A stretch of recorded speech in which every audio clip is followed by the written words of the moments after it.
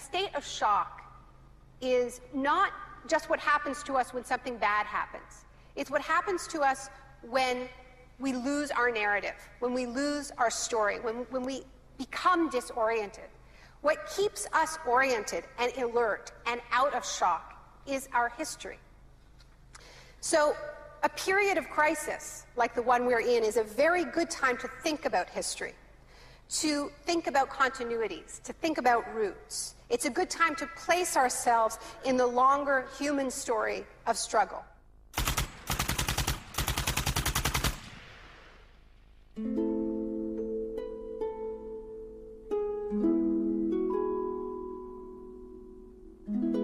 The story begins on June the 1st, 1951, when representatives of Western intelligence agencies secretly met with academics at Montreal's Ritz-Carlton Hotel.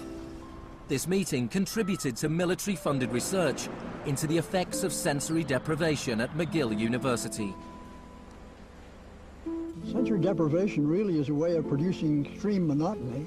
It causes loss of critical capacity. The thinking is less clear. The subject complains that he can't even daydream. When you have college students that can't daydream, they're in a bad way.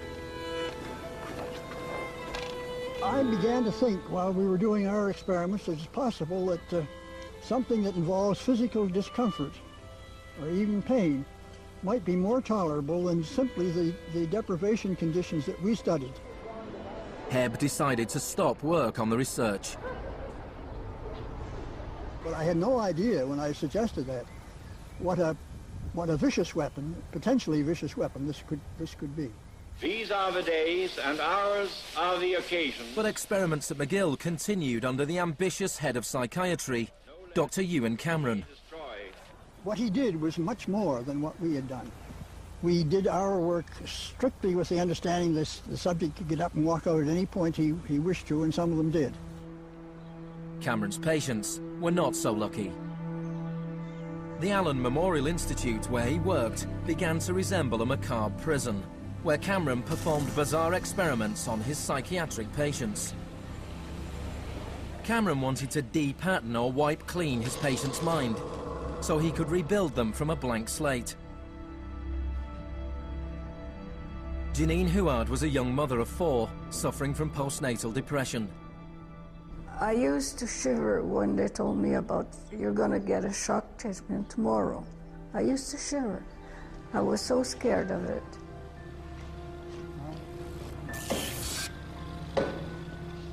And I would wake up in another room, all mixed up and sad, and it used to make me very sad after. You're just like a zombie walking around. Cameron combined shock therapy with sleep therapy and the repeated playing of taped messages. It says, Janine, Janine, you are running away from your responsibility. You don't want to take care of your husband and children. All the time, the same thing. It sounds like you were being interrogated. Yes, interrogation, but for what purpose? It wasn't long before the CIA put Cameron's research into practice. Many of his techniques appear in the agency's Kubark Counterintelligence Interrogation Manual. These words are from the manual. It's a fundamental hypothesis of this handbook that these techniques are in essence methods of inducing regression of the personality. There is an interval, which may be extremely brief, of suspended animation, a kind of psychological shock or paralysis. Experienced interrogators recognize this effect when it appears, and know that at this moment the source is far more open to suggestion, far likelier to comply than he was just before he experienced the shock.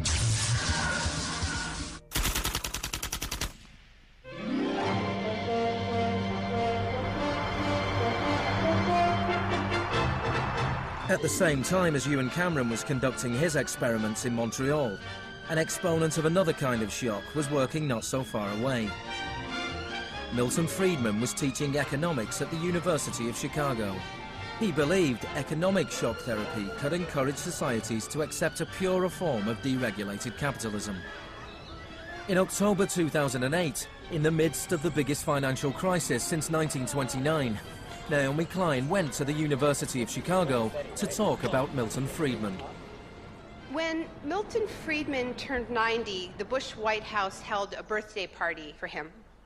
And everyone made speeches, including George Bush. But there was a really good speech that was given by Donald Rumsfeld. My favorite quote in that speech from Rumsfeld is this. He said, "Milton is the embodiment of the truth that ideas have consequences." What I want to argue here is that the economic chaos that we're seeing right now on Wall Street and on Main Street and in Washington stems from many factors, of course, but among them are the ideas of Milton Friedman. The Wall Street crash of 1929 led to the Depression of the 30s.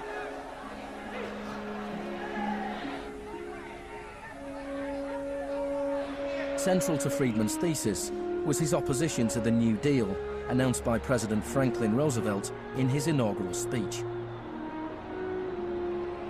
Our greatest primary task is to put people to work. This is no unsolvable problem if we face it wisely and courageously.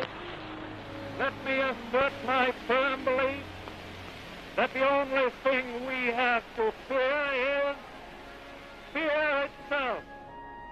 Influenced by the economist John Maynard Keynes, Roosevelt started a program of public employment to get people back to work. Today, depression is a fading memory. Millions of men and women have found employment, and with it, confidence and hope. It wasn't that simple. The Depression lasted into World War II. But after the war, the Marshall Plan spread Keynes's model of government regulation and intervention to Europe.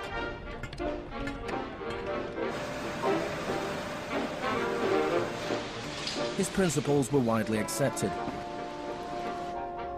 but not in the economics department of the University of Chicago.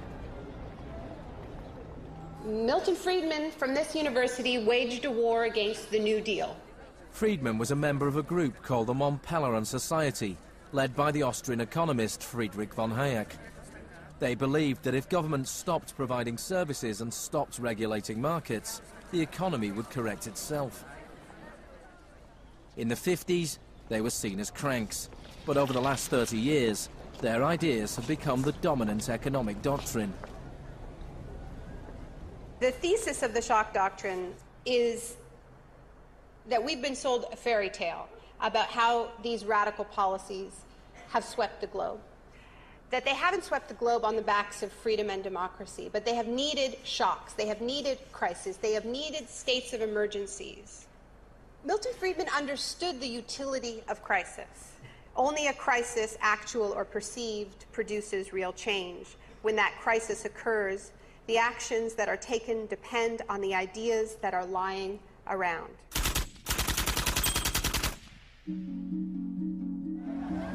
It was in Chile that Friedman's disciples first learned how to exploit a large-scale shock or crisis. Usually the official storytellers of neoliberalism, the official publicists, don't even mention Chile. They start the story with Thatcher and Reagan because it's much more flattering that way. In the 50s and 60s, Chile's progressive developmental policies were a beacon in the region. The government invested in health, education and industry. American corporations were worried their investments would suffer.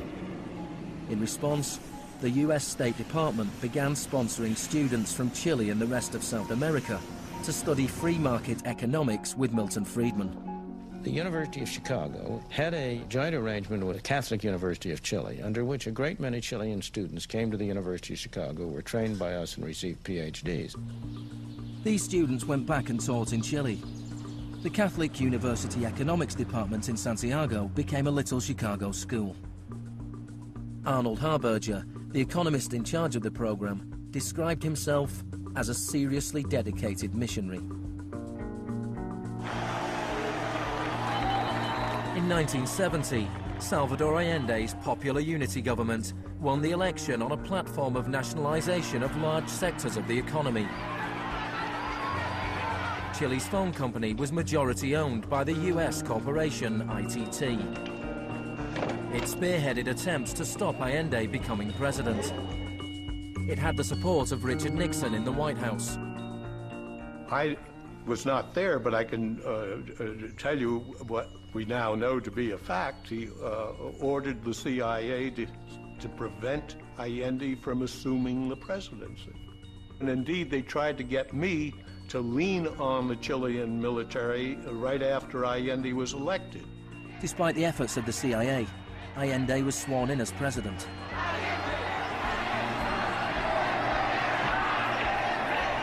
Richard Nixon ordered the CIA director to make the economy scream. Señor Nixon es presidente de Estados Unidos y yo soy presidente de Chile.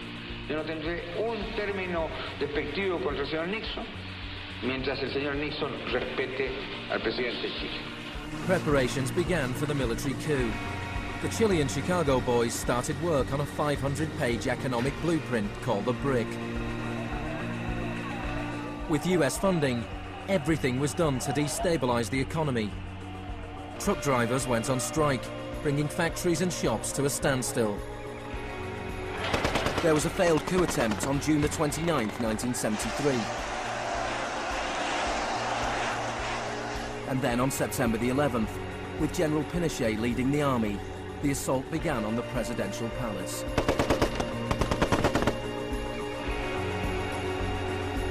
Chile had enjoyed 41 years of uninterrupted, peaceful democratic rule. Now it was being violently overthrown.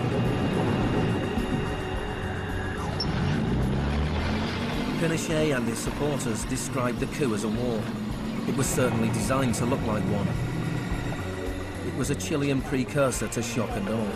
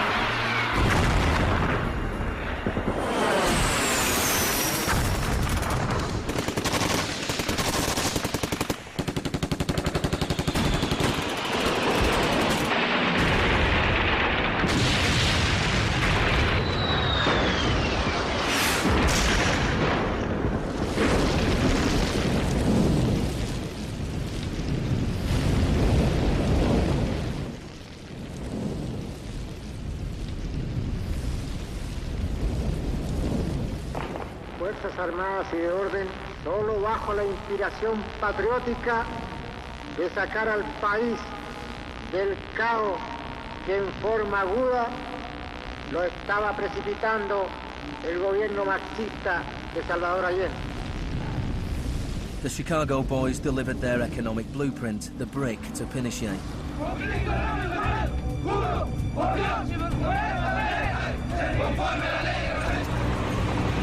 In the days that followed, more than 13,000 opponents were arrested and imprisoned.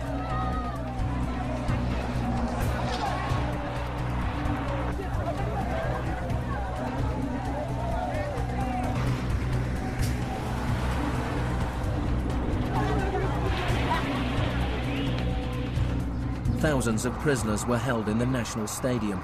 Many were tortured. Chile became notorious around the world. ¿Cuántas personas?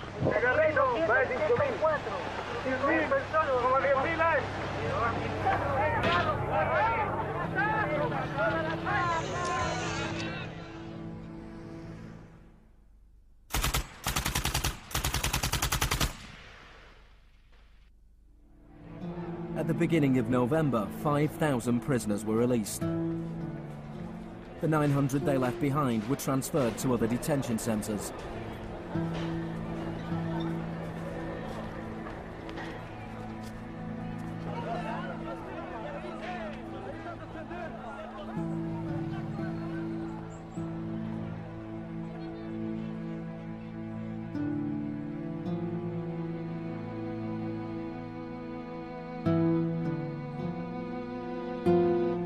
Less than a month later, FIFA allowed Chile to play a World Cup qualifier in the very same stadium. Their opponents, the Soviet Union, refused to play there, so Chile were allowed to score into an open goal and went through to the 1974 World Cup finals.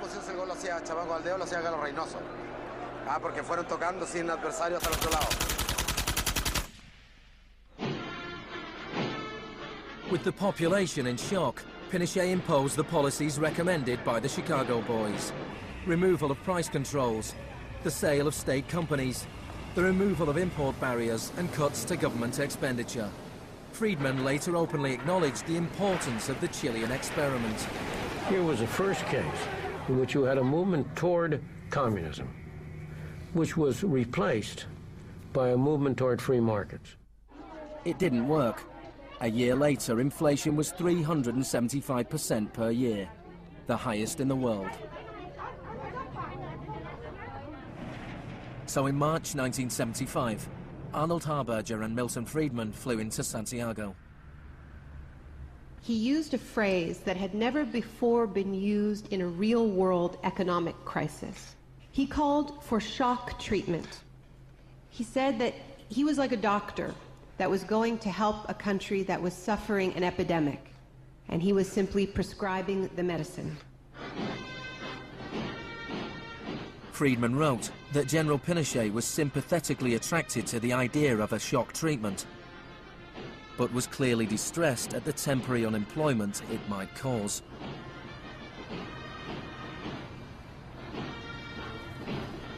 It rapidly became clear that Friedman's economic policies benefited the wealthy at the expense of the poor. It was calculated that a family trying to live on the average wage had to spend 74% of its income on bread. Items such as bus fares or milk became luxuries, and Pinochet got rid of free milk in school, a move that echoed the controversial policy of the young education minister in Britain, who would later become his friend.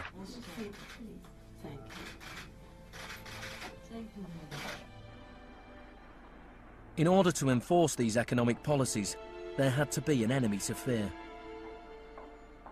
Tampoco creo que se haya triunfado totalmente sobre el marxismo. El marxismo es como un fantasma. Cuesta mucho tomarlo. Mejor dicho, no se puede tomar.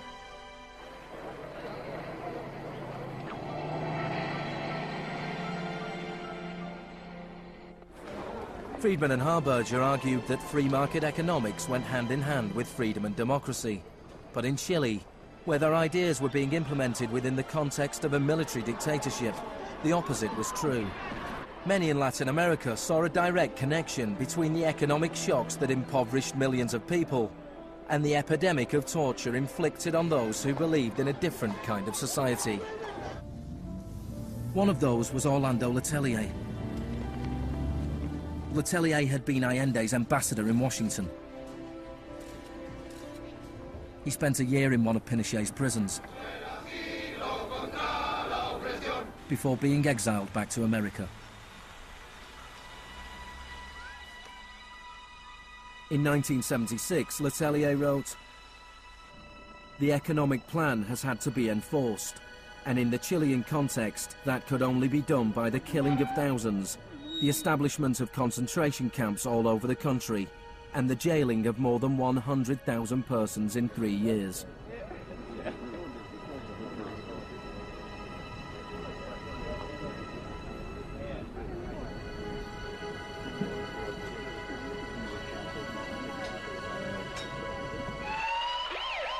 Less than a month later, Letelier was killed by a car bomb. Good evening. A powerful bomb today tore through a car as it was driving along Washington's usually quiet Embassy Row. The Chilean was Orlando Letelier, who also had been foreign minister during the last months of the late Salvador Allende's Marxist regime. Richard Roth reports. Michael Townley, a member of Pinochet's secret police, was behind the bombing. He'd entered the US on a false passport with the knowledge of the CIA. Michael, buenas noches. Buenas noches, Pablo. La opinión del Poder Judicial chileno, ¿hay confianza en él? Mira, yo confío plenamente en la justicia chilena como patriota y luchador antimarxista y juntista por sobre todas las cosas. Despite his confidence, Townley was extradited to the US and convicted of Letelier's murder. Pinochet ruled Chile as a military dictator for 17 years, but in a frank interview, Harberger remained in denial. You cannot have a repressive government for long within a genuinely free economic system. In the same year as Orlando Letelier's murder, Milton Friedman was awarded the Nobel Prize for Economics. You people have such a distorted idea of what went on. Let me tell you some facts. Number one, I was offered 2 honorary degrees by universities in Chile before I went down. I refused to take them because those universities were being supported in part by public funds, and I did not want to appear in any way to provide any support to the political system in Chile. I'm not a representative of Chile. I'm not an advisor to Chile. I have no commitments to the government of Chile.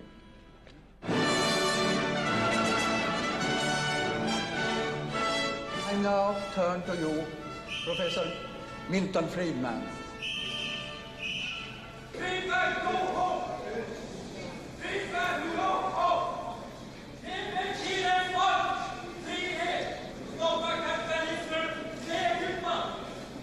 I am very sorry for this incident. It could have been worse.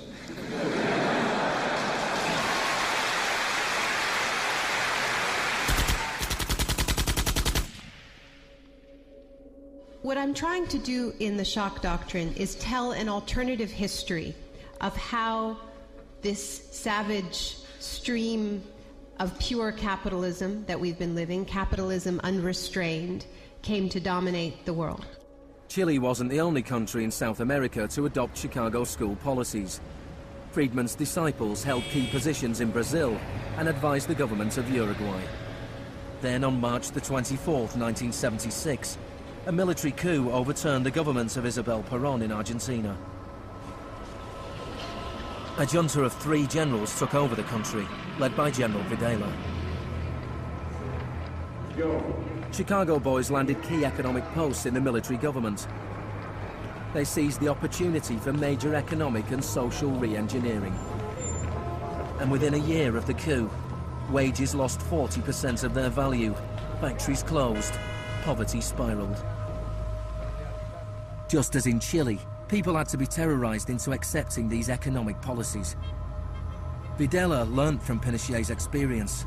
He adopted the tactic of disappearing people. Striking a balance between public and private horror, disappearances were often carried out in broad daylight, but could always be denied.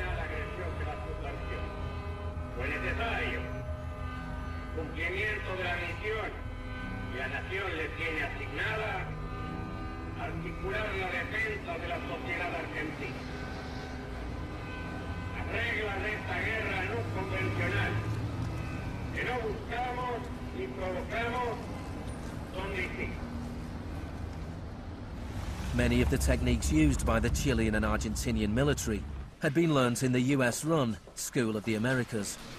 Torture techniques taught, from rape to derobing to torture with pointed objects, breaking of extremities, poking eyes out, branding. In Latin America, there are various regimes which at the moment are abusing human rights. Political murder, torture, deportations, imprisonment without trial, using the techniques they may have learned in this establishment. You may be right. If you can say that the skills which we've taught here have been applied, I can't deny that. The use of torture of a known enemy soldier to gain some kind of military advantage, I think, is justifiable and smart. To go beyond that, to use torture techniques merely to intimidate people is completely wrong, unethical and immoral. But in Argentina and Chile, these techniques were not used just on soldiers or terrorists. They were used on students and union members.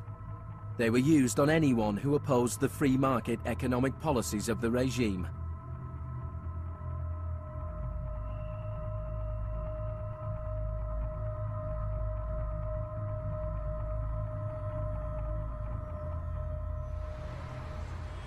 In 1978, the Argentine junta hosted the World Cup.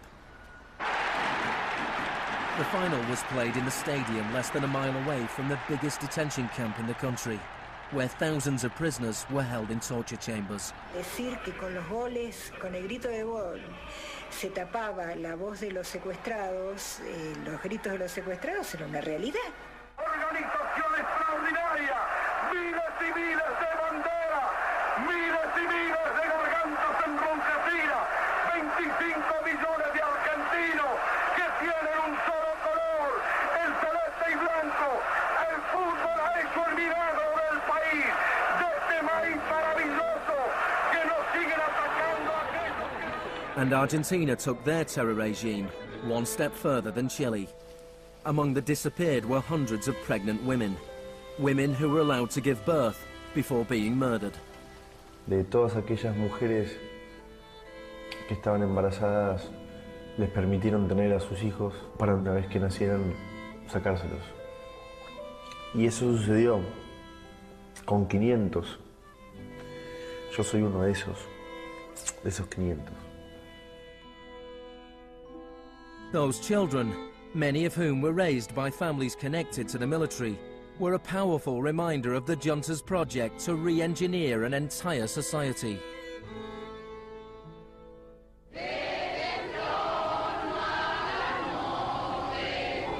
While the junta was still in power, a group of mothers and grandmothers of the disappeared started to protest in the Plaza de Mayo.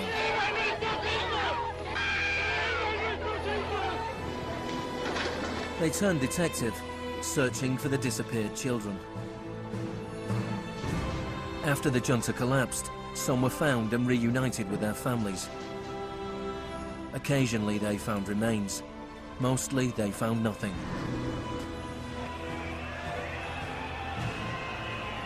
General Videla was found guilty of murder, kidnapping and torture.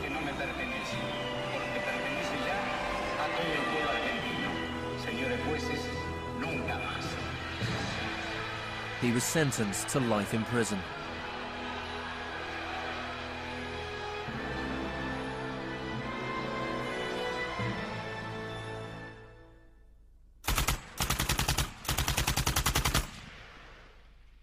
Early experiments in Latin America presented Friedman and his cohorts with a serious ideological problem. Friedman had promised that these policies would not just make the elites richer, but that they would create the freest possible societies, that this was a war against tyranny, that capitalism and freedom went hand in hand. Yet here we see that in the 70s, the only countries putting these ideas into practice were military dictatorships. Nixon had fully supported imposing these types of brutal free market policies in South American dictatorships. But when it came to domestic economic policy in the United States, where Nixon had to worry about getting reelected, it was a very, very different story.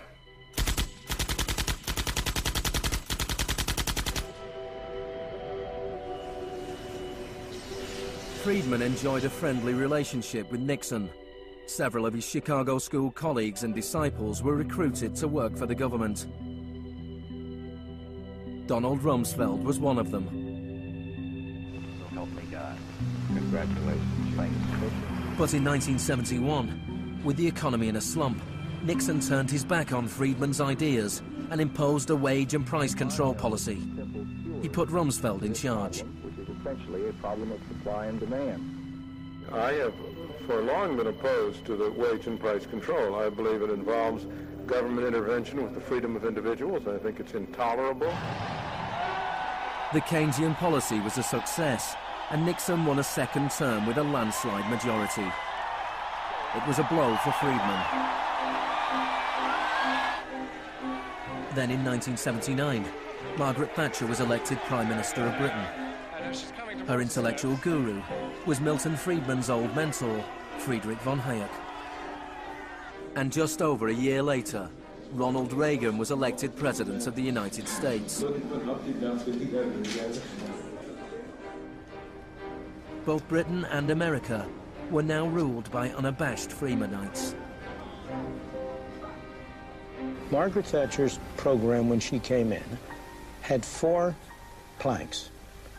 Cut government spending, cut tax rates, reduce government ownership and operation of industries or regulation of industry, and have a moderate and stable monetary policy to bring down inflation. Within her first 3 years in office, unemployment doubled in parts of the economy, leading to waves of strikes. Thatcher's personal approval rating slumped to 25%. There were riots in Britain's major cities.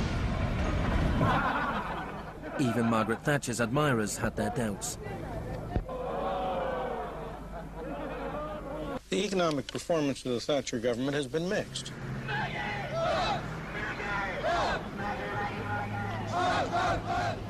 To those waiting with bated breath for that favorite media catchphrase, the U-turn, I have only one thing to say. U-turn if you want to. The ladies not for turning. Friedrich von Hayek urged Thatcher to copy Pinochet's economic shock therapy policies. Thatcher replied, "In Britain, with our democratic institutions and with the need for a high degree of consent, some of the measures adopted in Chile are quite unacceptable." Thatcher's profound unpopularity seemed to be proving once again that free market fundamentalism was simply too unpopular, too directly harmful to too many people to survive in a democratic state where governing requires getting the consent of the governed, unlike a military dictatorship. What pulled Thatcher back from the abyss and ultimately saved the project was a crisis. Indeed, it was the ultimate crisis. It was a war.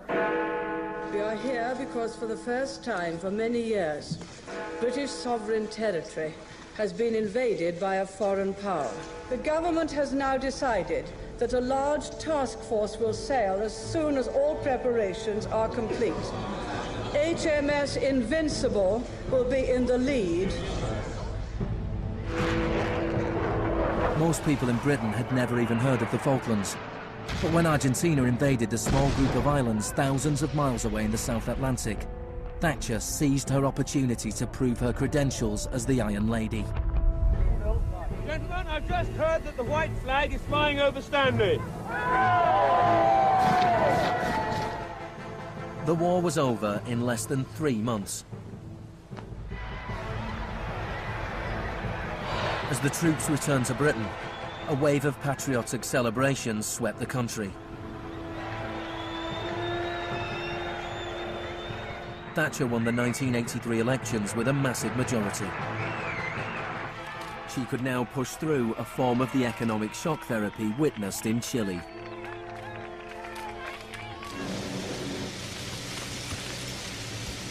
The most powerful union in Britain was the National Union of Mine Workers.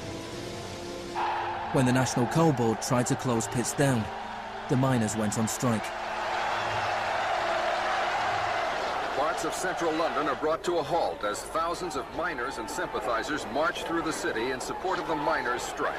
It's Britain's longest and most bitter since 1926, and the most expensive ever. The strike lasted almost a year. Thatcher used every means at her disposal to destroy the union.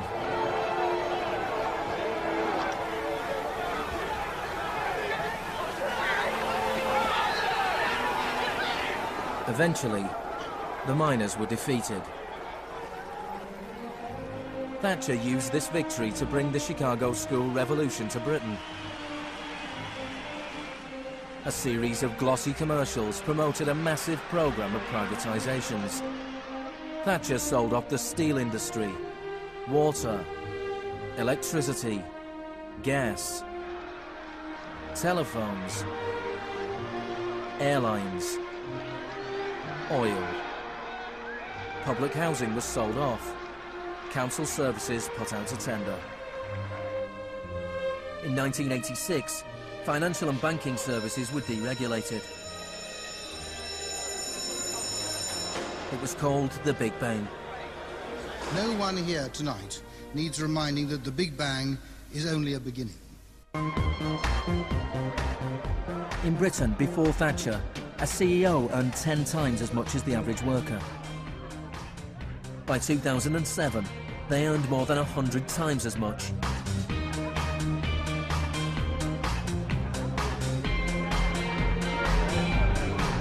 In the US before Reagan, CEOs earned 43 times as much as the average worker. By 2005, they earned more than 400 times as much. Friedman openly acknowledged the importance of Thatcher and Reagan in the spreading of Chicago school policies around the world. The coincidence of Thatcher and Reagan having been in office at the same time was enormously important for the public acceptance worldwide of a different approach to economic and monetary policy. Thank you very much. What I'm describing now is a plan and a hope for the long term. The march of freedom and democracy, which will leave Marxism, Leninism on the ash heap of history as it has left other tyrannies which stifle the freedom and muzzle the self-expression of the people.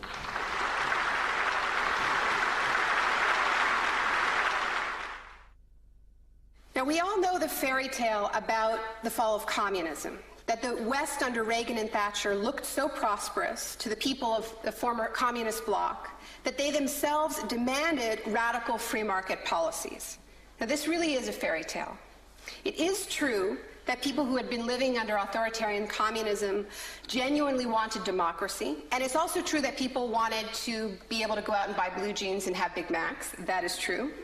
But that does not mean that they wanted the kind of Wild West capitalism of oligarchs gone mad and no social protections that so many Eastern Bloc countries actually ended up with and suffer under to this day. Thatcher had done everything she could to break the power of the unions in Britain. But in 1988, she went to Poland to show her support for the workers' union Solidarity. How do you see the process from where you are now to where you want to be? Strikes in Poland led to Solidarity being allowed to contest a general election in June 1989. This triggered a wave of demonstrations throughout Eastern Europe.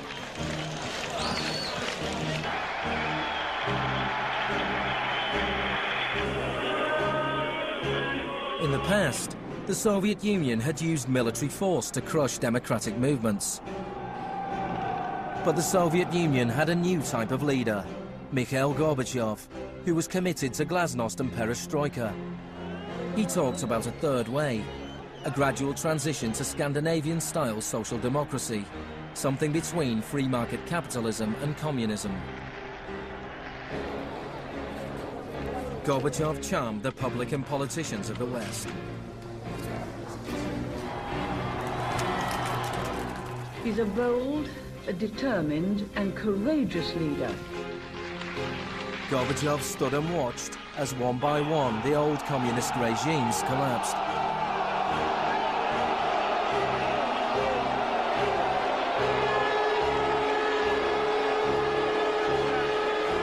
At the end of the year, the most famous symbol of the division of Europe came tumbling down.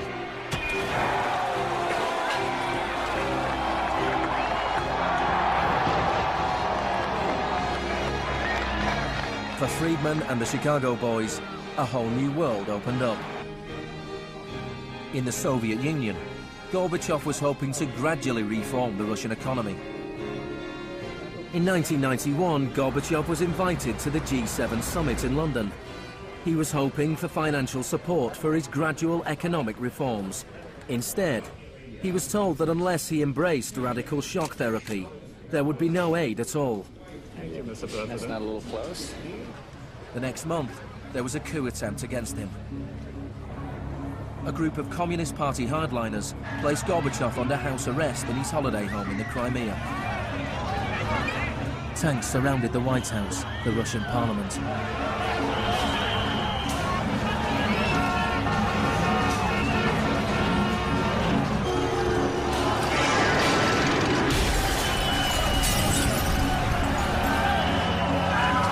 the chaos of street clashes, it was obvious that to reinforce their position, the hardliners would have to resort to violence. Such action between the people and the security forces has not been seen since the early days of the Russian Revolution. By dawn this morning, amid a sea of debris, it was becoming clear that the coup was disintegrating. The Russian parliament building was unscathed, the military had not made their move. Inside, Boris Yeltsin was more powerful than ever.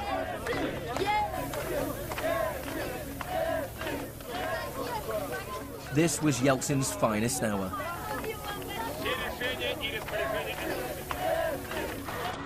Gorbachev was released and he returned to Moscow, but he had lost much of his power. Я выражаю признательность за принципиальную позицию россиянам, президенту России Борису Николаевичу Ельцину. In December 1991, the Soviet Union was dissolved, a profound shock for the Russian people. Yeltsin was now in charge of economic policy for the Russian Federation. The free market came to Russia. There was chaos. The adoption of Chicago school policies in Russia marked the beginning of a new chapter in the free market crusade. It was all shock, no therapy.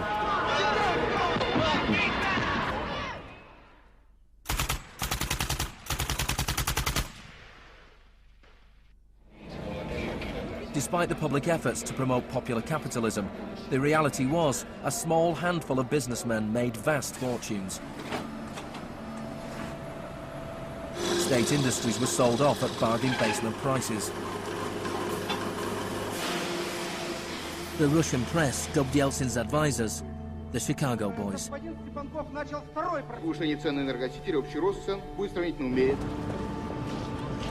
Yeltsin's shock therapy meant that in 1992, the average Russian consumed 40% less than in 1991.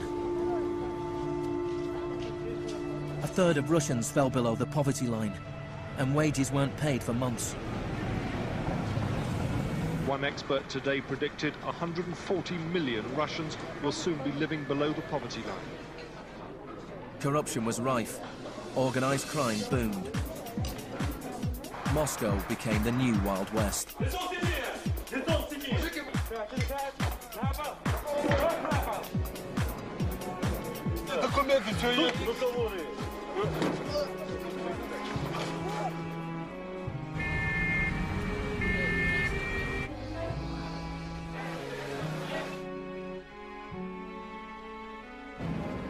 The majority of Russians opposed the Chicago Boys' radical vision for their country.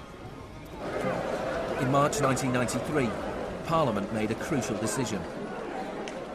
It voted to repeal the special powers it had given to Yeltsin. Yeltsin declared a state of emergency.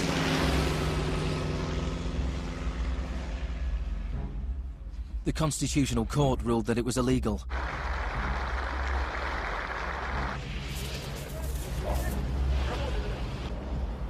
On September 21st, Yeltsin took the Pinochet option and dissolved Parliament. Сегодняшнего дня прерывается осуществление законодательной, распорядительной и контрольной функций съезда народных депутатов. The West threw its weight behind Yeltsin. We feel that Boris Yeltsin is the best hope for democracy in Russia.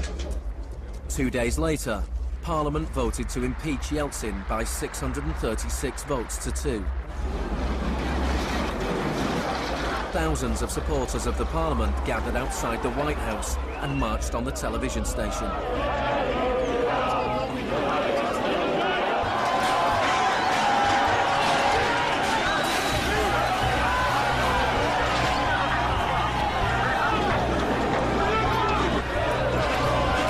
It looked like the supporters of Parliament were winning. Yeltsin flew back to Moscow from his holiday home. That night, 100 demonstrators were killed as the Yeltsin authorities fought back.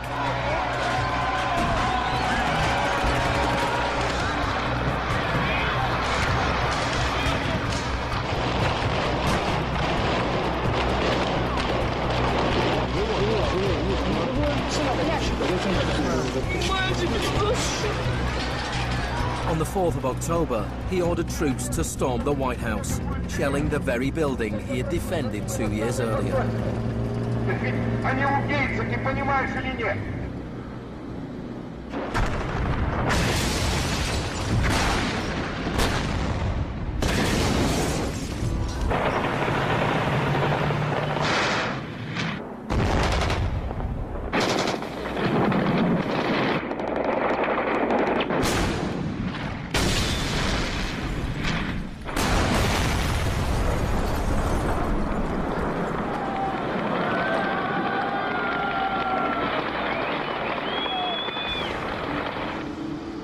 Warren Christopher, the US Secretary of State, said, "The United States does not easily support the suspension of parliaments, but these are extraordinary times."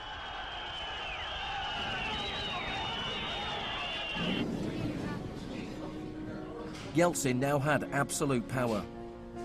With the advice of his Chicago boys, he ruled through a form of crony capitalism.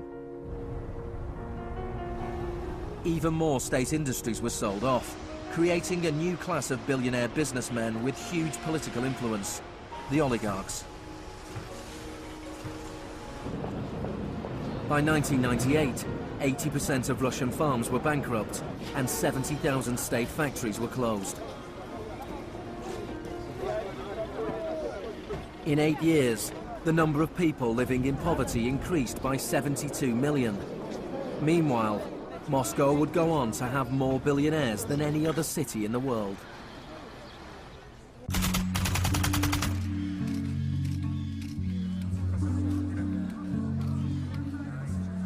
Good afternoon. Thank you for coming. Today it is my honor to announce that I'm submitting the name of Donald Rumsfeld to be Secretary of Defense. I look forward to serving our country again. Rumsfeld had been Secretary of Defense before under Gerald Ford.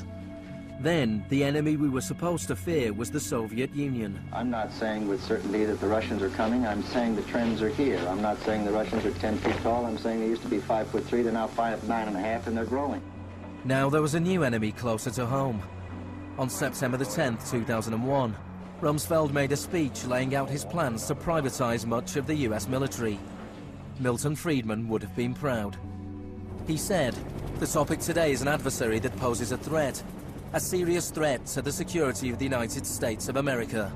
This adversary is one of the world's last bastions of central planning. It governs by dictating 5-year plans. Perhaps this adversary sounds like the former Soviet Union, but that enemy is gone. This adversary is closer to home. It's the Pentagon bureaucracy. Today, we declare war on bureaucracy."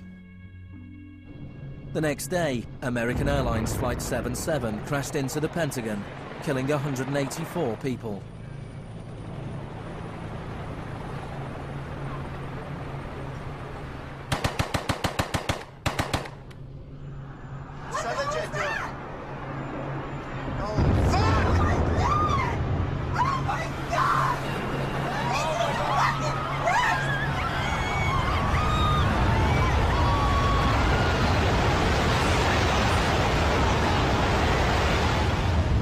Think about that feeling after those attacks.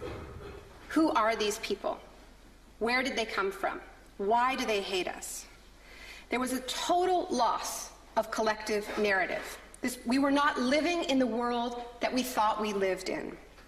And we kept hearing from our political leaders that everything we thought we understood before the attacks no longer applied. There was a new phrase, pre-9/11 thinking. And what happened in that moment is that suddenly news stories sort of magically appeared. That we were in a clash of civilizations. That's the world that we suddenly lived in. That there was an axis of evil, and that we were fighting a war against terror. This abstract, unwinnable war has had huge economic consequences. Before 2001, Homeland Security barely registered as an industry. Today, it is bigger than Hollywood and the music industry combined. Between September the 11th, 2001 and 2006, the Department of Homeland Security handed out $130 billion to private contractors. This is the disaster capitalism complex, a new economy built on fear. This will be a monumental struggle of good versus evil. The best defense against terror is a global offensive against terror, wherever it might be found. The first phase of this war was the bombing of Afghanistan.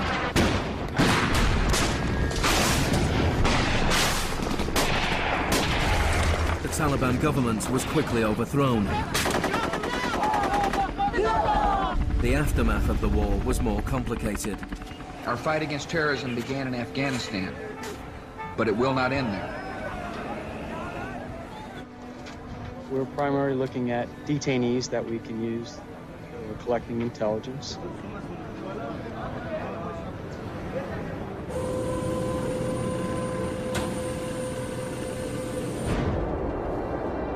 Guantanamo was the first time that the techniques of the Kubark Manual were explicitly and publicly being used by American forces, officially sanctioned in the White House and openly broadcast on television around the world. Isolation, both physical and psychological, must be maintained from the moment of apprehension. The capacity for resistance is diminished by disorientation. Prisoners should maintain silence at all times. They should never be allowed to speak to each other. 3 of the prisoners were Asif Iqbal, Ruhal Ahmed and Shafiq Rasool from Tipton in England. They spent more than 2 years in Guantanamo before being released without charge. Mentally, yeah, you couldn't speak to nobody, you couldn't do nothing, you couldn't stand up. And just sitting there, you'd be in your thoughts all the time thinking, what the hell's going on, where the hell am I? And we're going to be staying here for the rest of our lives, and we're going to be going back home. Will we ever see our family again? Of the 779 prisoners that have been held in Guantanamo Bay, only 3 have ever been convicted of any offence.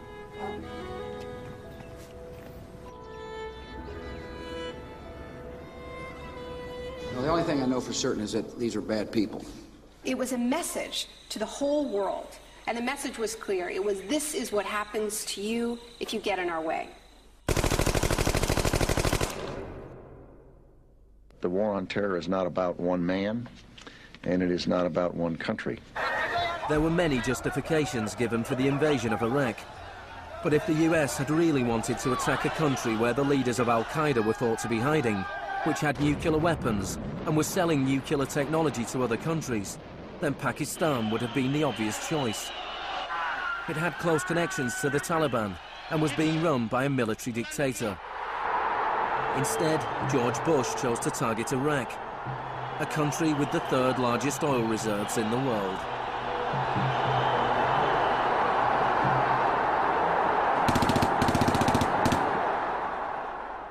Now, about the Defense Department's war plan. It is not like that for the Gulf War. It's more along the lines of the Panama invasion of 1989. CBS News has been told it would start on what's called A-Day. A as in airstrikes. Airstrikes so devastating, they would leave Saddam's soldiers unable or unwilling to fight. The idea is to rain down the thunder so hard as to create, quote, shock and awe.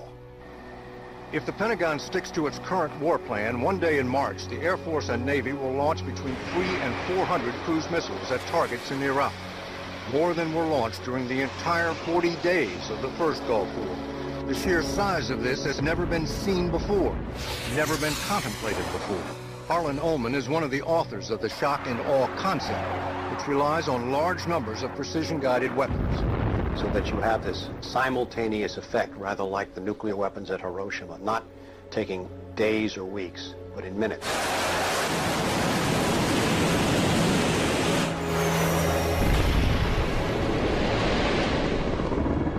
You also take the city down. By that I mean you get rid of their power, their water, and you begin this relentless campaign to wear them down so that 2, 3, 4, 5 days they are physically, emotionally, and psychologically exhausted. Last night, a square mile in central Baghdad seemed like hell on earth. During the first wave of the bombing, the citizens of Baghdad suffered a version of the sensory deprivation described in the Kubark Manual.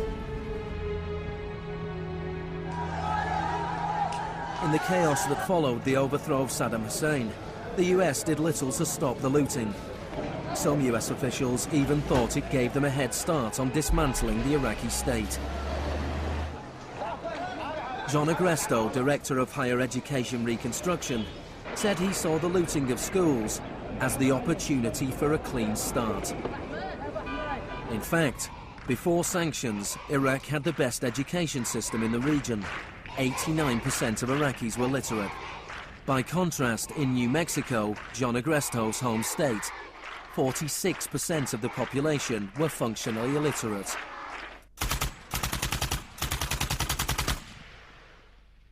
In Iraq, you had three distinct forms of shock that were all working together and reinforcing each other. You had the shock of the war, which was immediately followed by economic shock therapy imposed under Paul Bremer. And as resistance to that economic transformation, that very rapid economic shock grew, you had the shock of enforcement, including torture. Three different kinds of shock.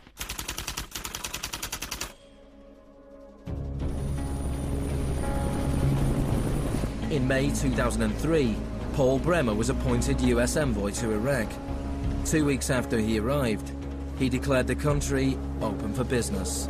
We considered that the coalition had very broad authorities to determine the direction of the Iraqi economy. Bremer knew little of Iraq, but he knew about disaster capitalism. He had launched crisis consulting practice at the start of the Homeland Security boom. Today is a very important day in Baghdad. Bremer spent the first 4 months passing classic Chicago school laws. Rumsfeld described Iraq as having some of the most enlightened and inviting tax and investment laws in the free world. One of the first acts of Bremer was to fire 500,000 state workers. This was partly an act of debartification, but slashing governments was also vintage Friedman. Money was promised for reconstruction. Our investment in the future of Afghanistan and Iraq is the greatest commitment of its kind since the Marshall Plan. But in fact, it was just the opposite. Whereas the Marshall Plan was intended to boost European industries, US aid money in Iraq was spent on US corporations. If work came to Iraqis, it came at the bottom of a series of subcontractors. Creative associates received contracts worth $100 million to draft the curriculum and print new textbooks for the education system. Management and technology consultant Bearing Point was awarded contracts worth $240 million to build a market-driven system in Iraq. North Carolina-based RTI received contracts worth $466 million to advise on bringing democracy to Iraq. And Halliburton was awarded $20 billion in cost-plus Iraqi contracts. Parsons was handed $186 million to build 142 health clinics. Only 6 were ever completed. And basic electricity and water supplies hardly improved, despite billions being spent in the first 4 years. We're going to succeed here, and when we succeed here, we will have done something important, not just for 25 million Iraqis. We will have done something that serves Western interests in this whole region. Even the new Iraqi currency was printed abroad. Let me show you an example of these notes. The US even paid private contractors to monitor the work of the private contractors who won contracts.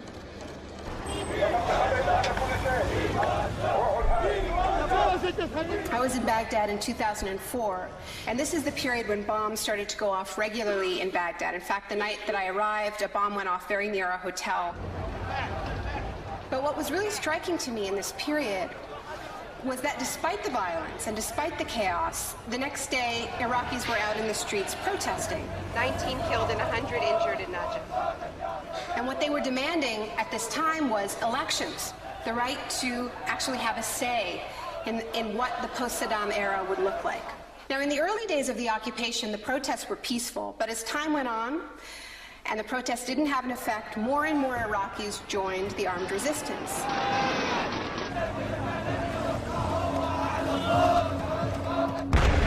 The violence spun out of control.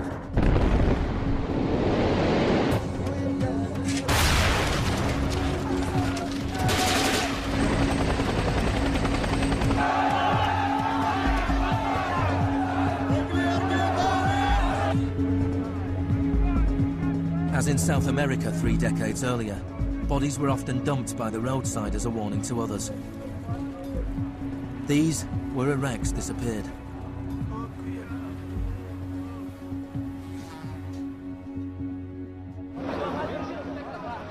Extremely aggressive measures were needed to suppress the opposition.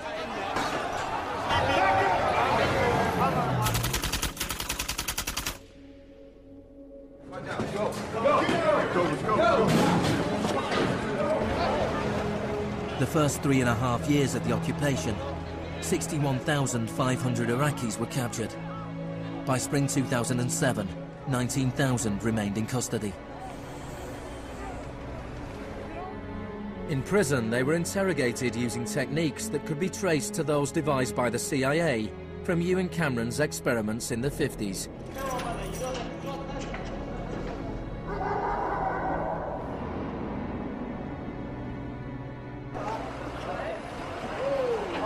According to the Red Cross, US military officials admitted that between 70 and 90% of arrests in Iraq were mistakes.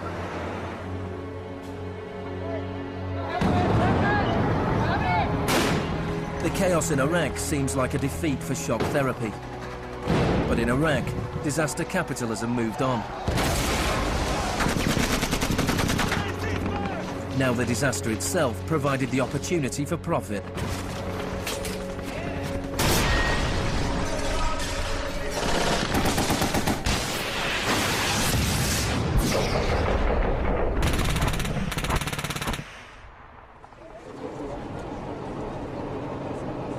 US military spending has almost doubled since 2001, nearing $700 billion per year. As long ago as 1961, President Eisenhower, not a noted liberal, warned of the danger of a too powerful military. Now, this conjunction of an immense military establishment and a large arms industry is new in the American experience. We must guard against the acquisition of unwarranted influence, whether sought or unsought, by the military-industrial complex. We must never let the weight of this combination endanger our liberties or democratic processes. The war in Iraq is the most privatized war in modern history. The Green Zone in Baghdad is an extreme version of what is happening around the world. A privatized, secure world protected from the chaos outside.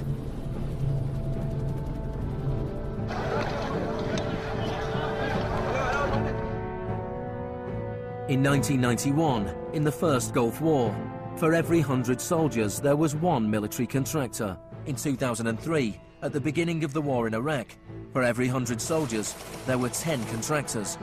By 2006, for every 100 soldiers, there were 33 contractors. A year later, for every 100 soldiers, there were 70 contractors. By July 2007, there were more contractors than soldiers in Iraq.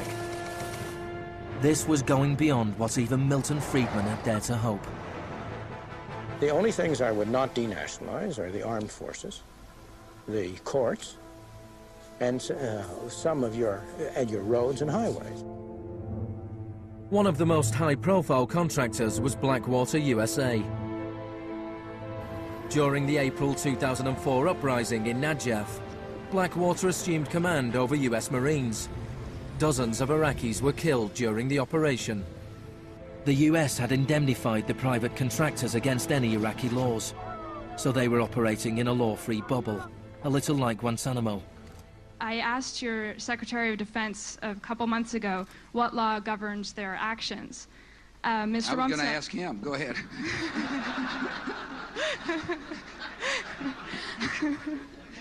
Help. Well, I was hoping...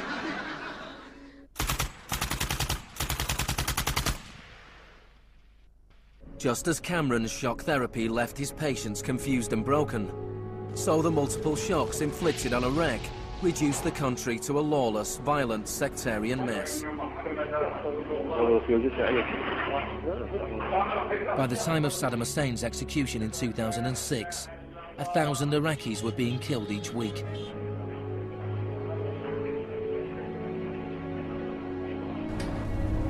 By April 2007, the United Nations High Commission for Refugees estimated 4 million people had had to leave their homes. Hundreds of thousands of Iraqis had died. I think the historians will write very clearly that we did a great and noble thing here.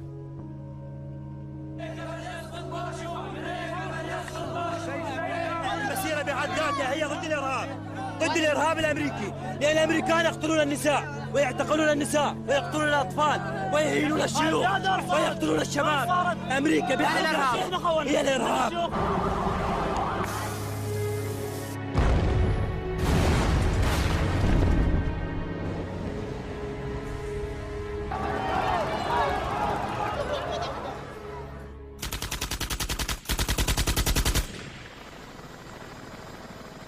When Hurricane Katrina hit New Orleans in August 2005, the world was shocked to witness a sort of disaster apartheid.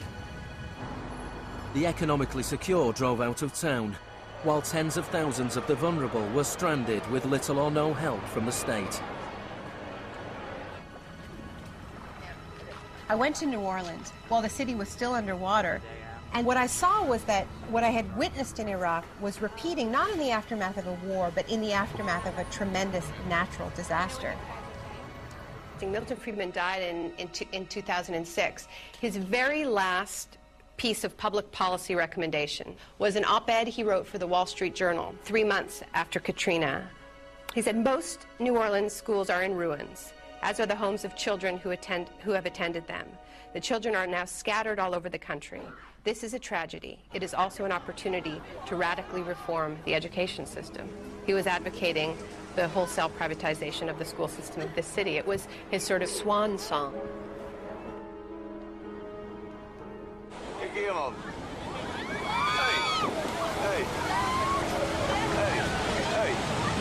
I'd witnessed a similar process in Sri Lanka in the aftermath of the 2004 tsunami. People who lived on the beaches for generations were prevented from returning so that the land could be privatized and sold off to luxury hotels.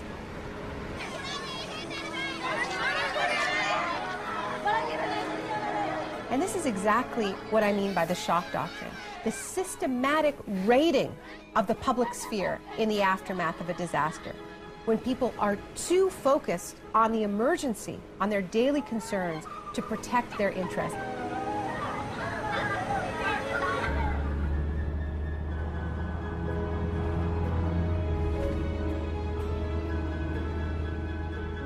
Maybe the first act of resistance is to refuse to allow our collective memory to be wiped.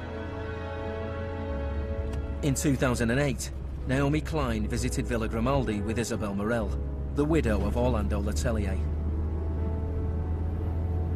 Villa Grimaldi is a memorial to the cruelty of the Pinochet regime and to its eventual defeat.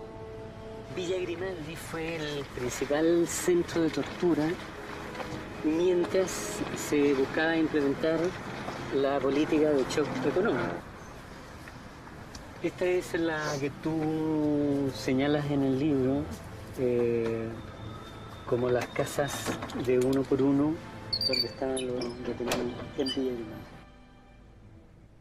It's not that I loved Pinochet, but I think that he was our teacher in many things. We learned about evil.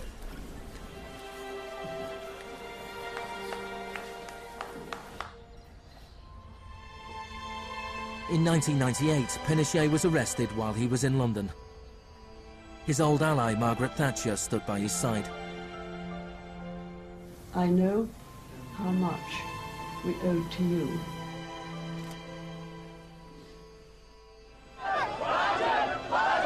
It took 30 years for the economic experiment originally test-driven by Pinochet to make its way around the globe to Iraq. But the similarities between past and present are startling. between Pinochet's concentration camps and Bush's Guantanamo detention center, between the disappeared in Chile and those in Iraq, between the experiments of Ewan Cameron and the torture meted out on the prisoners of Abu Ghraib. These are the days and hours. He erased all the past. That's why he gave electroshocks. All the past from the patient, and he would implant some new ideas. But Janine resisted. In 1988, the CIA agreed to pay compensation to Janine and other victims of Ewan Cameron's experiments. Janine, are you proud that they tried to break you and that you have fought so hard and won?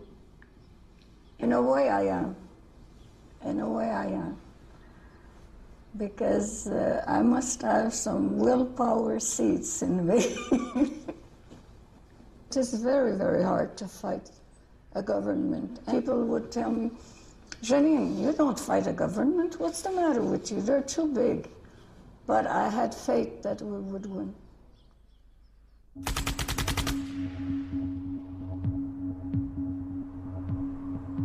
It is in the nature of unregulated markets to be volatile.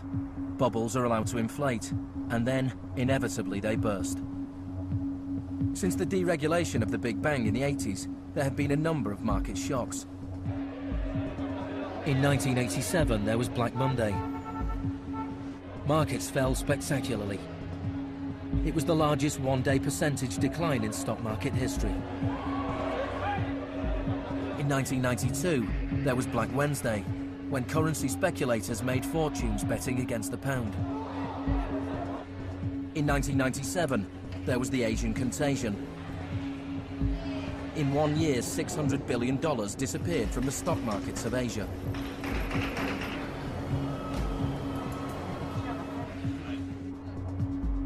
And then, in September 2008, the financial markets imploded. The market is not functioning properly. There has been a widespread loss of confidence.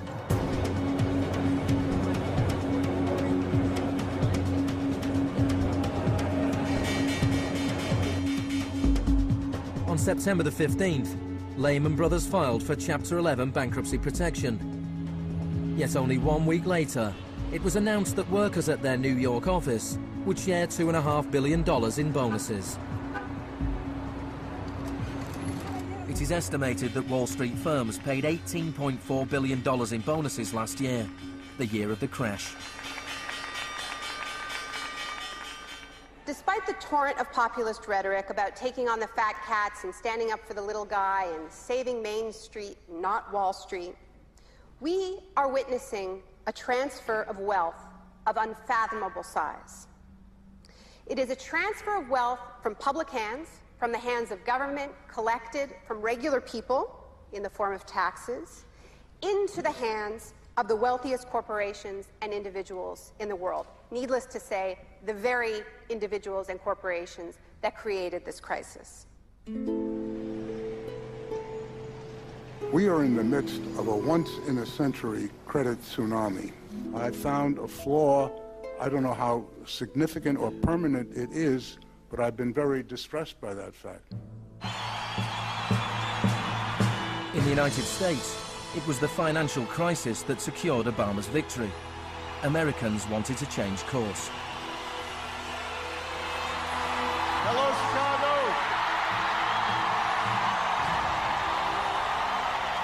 This crisis is clearly understood by almost everyone as being the direct result of this particular ideology of deregulation and privatization.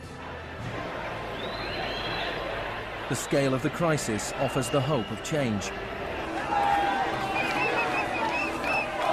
The shock doctrine as a strategy relies on us not knowing about it for it to work. And what I find most hopeful about the current economic crisis is that this tactic is getting tired, because that element of surprise is no longer there. We're on to them, and it's not working. We're becoming shock resistant. The last time the world suffered a financial crisis as severe as this people turned to the Keynesian policies of the New Deal. Let me assert my firm belief that the only thing we have to fear is fear itself. More than 1 million people came to Washington to hear Obama's inauguration speech. Many journalists made comparisons with FDR. Now, there's been a lot of talk recently about comparing Obama to Franklin Delano Roosevelt. So I want to talk a little bit about FDR, because there's a great FDR story, and it could be an apocryphal one, about when he would be visited by some progressive organization or a union, and they would be proposing some new progressive policy that they wanted to be part of the New Deal. And he would hear them out, and he would listen to them, and then at the end he would say, "Now go out there and make me do it." And they did. In 1937, which was a pivotal year for the New Deal, do you know how many strikes there were in this country? 4,740 strikes, lasting an average of 20 days. Do you know how many strikes there were in 2007? 21. Now, the other reason to remember this history of struggle is that it tells us something very important, something that we need to remember at this moment when so much is at stake. It teaches us that if we want responses to this economic crisis that leave us with a world that is healthier, that is more just, that is more peaceful, we are going to have to go out there and make them do it. Thank you.